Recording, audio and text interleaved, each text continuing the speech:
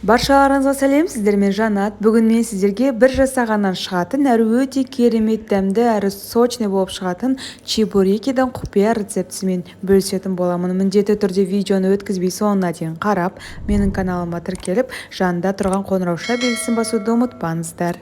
Бізге ең алдымен 120 грамм қайнап тұрған ыстық суымызға шай қасықтың жартысындай қылып тұзымызды қосып, араластырып бөлек қойып қоямыз. Енді кезекте 250 грамм ұнымыздың ортасын ашып, үлкен ас қасықпен 2 ас қасық болатындай қылып сұйық майымызды қосып, үстіне тұз қосылған қайнақ суымызды бөліп қосып, қасықтың көмегімен араластырып аламыз. Міндетті түрде барлығын қоспаңыздар. Ыстық суды бөліп қосып және ұнды кішкене қамыр иленгенше қасықтың көмегімен біріктіресіздер. Ең соңында барып, қолдың көмегімен барлық қамырды бірге жинайсыздар. Осылай суды бөліп құю арқасында. Сонда сіздердің қамырларыңыз эластичный дейді ғой, орысша айтқанда.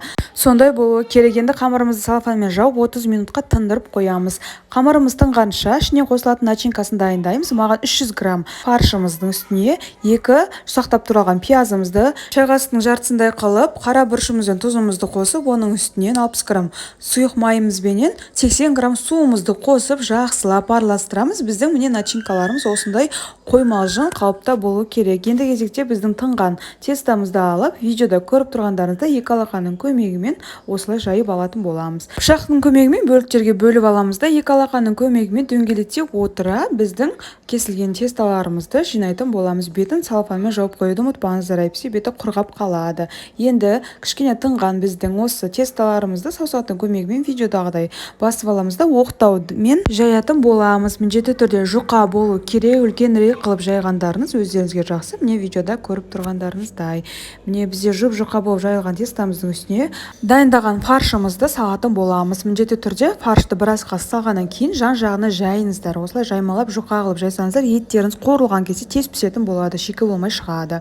Енді біздің тесталарымызды видеодағыдай екі жағын қаратып, саусақтардың көмегімен жақсылап қатылап басып шығыңыздар. Егер мендегідей осындай кесетін қасық болмайтын болса, онда вилканың көмегімен шеттерін жақсылап басып шығыңыздар болады. Менде осындай жаңағы дөңгелек не бар болды да, қасық болды да, сонымен жаңа шеттерін кесіп алып тастадым. Мен атын білмей тұрмын, атын ұмытып тұрмын, әйтпесе сіздерге айтушы едім осы жаңа кесетінің атын.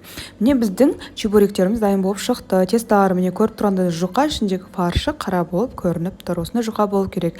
Енді табанымызды қыздырып аламыз. Міндетті түрде қызып тұрған майымызға жаңағы біздің чебуректерімізді салып, екі жағы қызарғанша жақсылап қуырып аламыз. Қуырған кезде міндетті түрде осылай кішкене көтерілуі керек сіздің чебуректеріңіз. Видеода көріп тұрғандарыңыздай ол буға ішіндегі ет піскен кезде осылай көтеріледі. Суығаннан кейін ол басылып қалады. Видеода көріп тұрғандарыңыздай міне біздің чебуректеріміз дайын болып шықты. Сіздермен бірге болған Жанат. Каналыма тіркелуді ұмытпаңыздар.